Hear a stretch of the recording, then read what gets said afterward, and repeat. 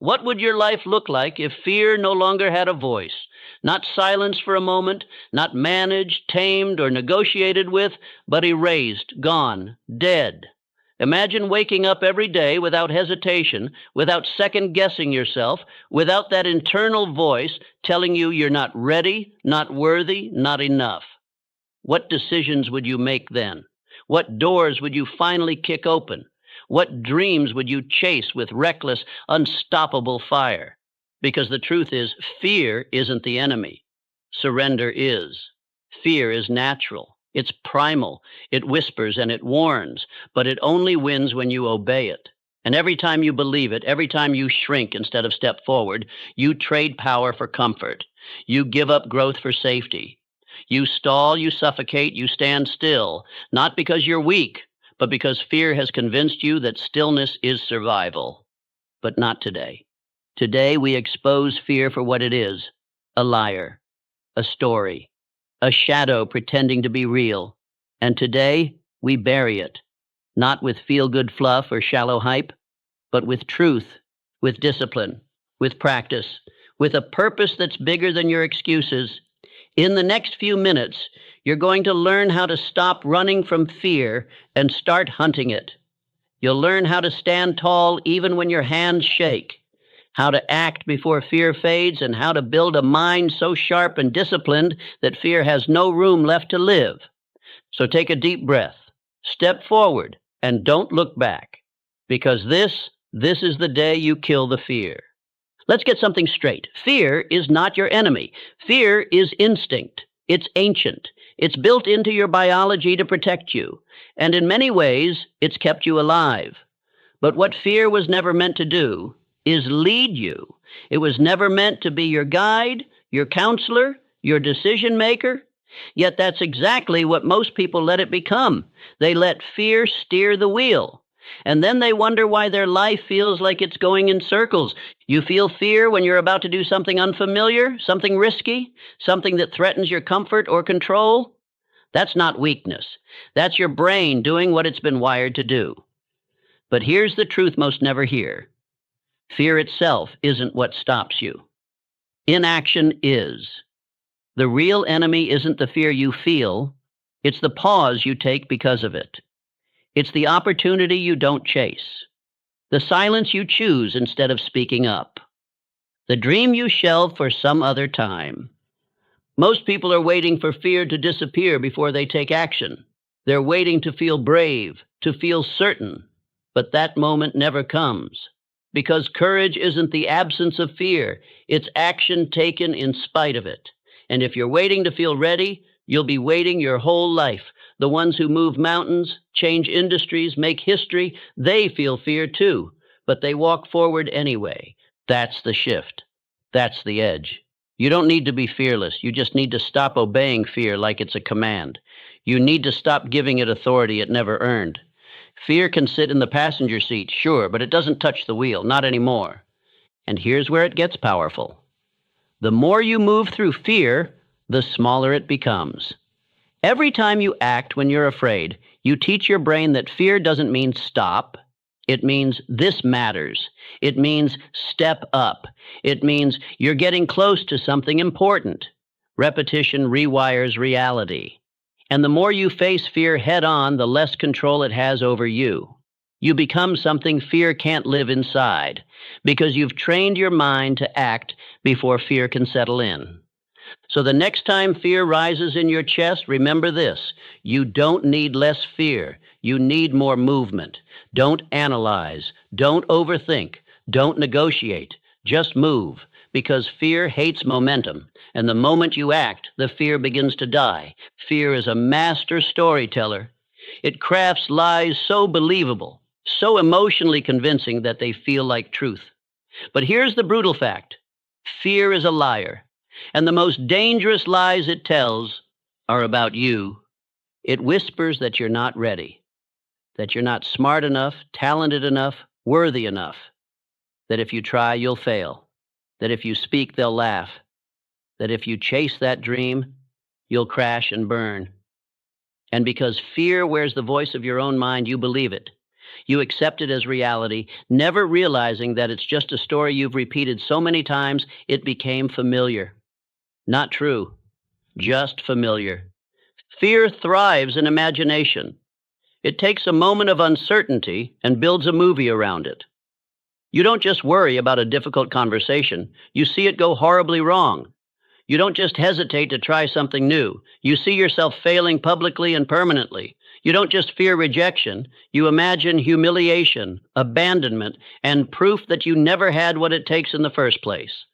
And that's how fear wins, not with truth, but with repetition. The more you rehearse the worst case scenario in your mind, the more your nervous system believes it's real. And when your brain believes the threat is real, it floods your body with signals to retreat. Heart racing, breath shallow, muscles tense. Suddenly you're not living in the present. You're imprisoned in a future that hasn't even happened. And in that state, even the smallest step forward feels impossible. But here's the breakthrough. If fear is built by repetition, so is confidence. If fear is a story, you can tell a better one. One where you speak and you're heard, one where you leap and you land, one where you fail and rise anyway. Because the truth is, the mind can't tell the difference between imagination and memory. If you can visualize defeat, you can visualize victory. If you can rehearse disaster, you can also rehearse domination. This is the battlefield. Not out there, but in here. And the moment you stop accepting fear's script and start rewriting it, you take back control. You don't have to feel brave to act brave. You don't have to feel certain to move forward. You just have to stop giving fear the mic, because the voice in your head is powerful, but it doesn't always tell the truth. And the biggest lie it tells is that fear is your limit. It's not. It's your signal. It's the flag that says you're standing at the edge of your growth. And what happens next? That's up to you. Fear grows in the dark, in silence, in avoidance. The more you run from it, the bigger it gets. The more you try to outthink it, the louder it becomes. Because fear doesn't shrink with time, it shrinks with exposure. And this is where most people get it wrong. They wait for courage to arrive before they take the leap. They wait for the fear to fade before they take the first step. But courage doesn't come before action. It comes because of action. Imagine standing at the edge of a freezing pool. You can dip your toe in, walk away, come back tomorrow, overthink it again, and still feel cold just looking at it. Or you can jump in, shock your system, let your body adapt, and in a few seconds you're no longer afraid. Why? Because you've experienced what your mind exaggerated. That's exposure. It's not about being fearless. It's about being willing to feel the fear and still step forward, willing to look uncertainty in the eye and say, you're not the end, you're the beginning. This is how you kill fear, not with avoidance, but with exposure. You lean into what terrifies you. You practice the uncomfortable. You make it familiar. And the more familiar it becomes, the less power it holds over you. Speak even when your voice trembles. Show up even when your hands shake. Launch the idea even if it's imperfect. Ask the question even if you fear the answer. That's the work. That's the training ground. Because repetition rewires reality. The first time is terrifying. The second time is uncomfortable. The 10th time is routine. And the 100th time, it's freedom. The people you admire, the speakers, the leaders, the creators, the fighters, they didn't start brave. They started scared. The only difference is they refused to stay that way. They built tolerance to discomfort. They didn't run from the storm. They stepped into it again and again until the thunder couldn't shake them anymore. The truth is, the fear never fully leaves. But you stop flinching when it speaks. You stop shrinking when it rises. Because you've faced it enough times to know it's just a sound. It's just a signal. And it doesn't have the final word. You do. The only way out is through. Through the trembling, through the failure, through the doubt. You walk straight into the storm, not because you're unafraid, but because you know the other side of fear holds the life you haven't lived yet. And that's a price worth paying. If you want to kill fear, you must go to its source, your mind. Because fear doesn't start in the world. It starts in your thoughts. in the silent, invisible stories you repeat to yourself. Stories of inadequacy, of danger, of what might go wrong. Stories that play on a loop, shaping your reality without you even realizing it. And here's the truth. If you don't train your thoughts, they will train you. Left unchecked, the mind becomes a battlefield where fear always wins. But you're not here to be ruled by fear. You're here to reclaim your mind, to take back the pen and write a new script. And it begins with this simple but powerful realization. You are not your thoughts. You are the observer of your thoughts. You are the architect, the programmer, the one who chooses what gets to stay. So when fear whispers, you're not ready, you don't just accept it. You question it. You respond, says who? When it says you'll fail, you reply, maybe. But I'll learn. You flip the script. You disrupt the pattern, because every thought is a seed, and what you water grows. If you water fear, you'll harvest hesitation. But if you water courage, if you flood your mind with powerful, intentional, disciplined thoughts, then boldness becomes your default. This isn't about blind positivity. It's about intentional mental conditioning. The same way athletes train their bodies, warriors train their reflexes, and musicians train their fingers, you must train your mind with affirmations that declare your worth, with visualization that locks your eyes on the outcome, with repetition that makes greatness feel familiar. Tell yourself what you want to believe until it becomes who you are. Speak it, feel it, act on it every day. I am calm under pressure. I face fear and move anyway. I don't shrink, I expand. These aren't just words, they're commands, and your subconscious is always listening. And don't just think these thoughts, live them. Let your actions reflect your new identity. Your mind learns by watching you. So when you do something bold, when you move despite the nerves, when you speak up despite the shaking hands, your brain registers, we do hard things now. That's how identity changes. That's how fear loses control. You're not weak for having fear, but you stay weak if you let it lead. Discipline your inner world, and the outer world will bend to meet it. Guard your thoughts like a vault. Interrupt the lies. Install the truth. And remember that you always have a choice. Fear may visit, but it doesn't get to stay unless you open the door. Train your mind, or be trained by fear. The choice is always yours. What if fear wasn't a stop sign, but a signal? What if the very thing you're avoiding is the thing you're meant to do? You see, most people think fear means don't. Don't go there. Don't try that. Don't speak up. Don't risk it. But in reality, fear is often a compass. It points toward the edge of your comfort zone, and that's exactly where growth begins. That fire you feel in your chest, that trembling in your hands, that's not weakness. That's life, reminding you that you're standing on the edge of something important. That's your spirit recognizing a moment of truth, because the things that scare you the most are usually the things that will grow you the most. Public speaking, launching the business, ending the toxic relationship, stepping into your purpose. These aren't dangers, they're doorways, and the key to unlocking them is action, not perfection, not certainty, just movement. One step forward, straight into the thing that terrifies you. Courage is not the absence of fear. It is the decision to move in its presence. So when fear shows up, don't shrink. Lean in. Lean toward the fire. Let it sharpen you. Let it burn away your excuses. Let it become fuel. That resistance you feel, it means you're getting close to something real, close to your calling, close to your next level. And let me tell you something most people won't. The fear never fully disappears. Not for the brave, not for the successful, not for the legends. The fear is still there, but they've made peace with it. They've learned to walk with it, to keep going, even while shaking. That's what makes them fearless.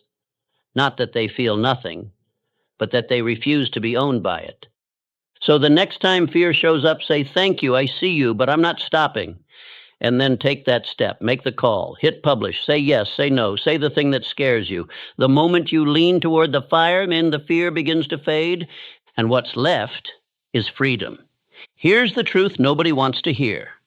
You will not become fearless by waiting to feel brave. You don't kill fear with feelings. You kill fear with discipline. Motivation comes and goes. It's a spark, quick, loud, exciting, but short-lived.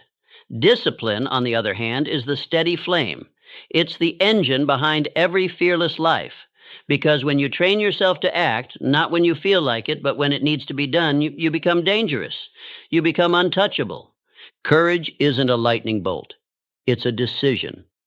A daily decision to show up, to do the hard things, to lean into the discomfort again and again, even when your mind screams for safety, especially then. This is what the greats understand. They don't wait for confidence. They act, and confidence catches up.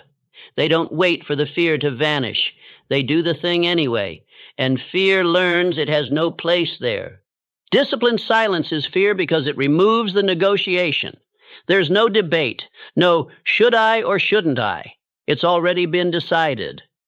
The alarm rings, you rise, the task is hard, you do it anyway.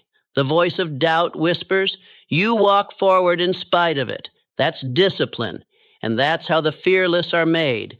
You see, the more you act in the presence of fear, the more you rewire your mind. You condition it to understand fear is not danger, it's data. And data doesn't control you, it informs you.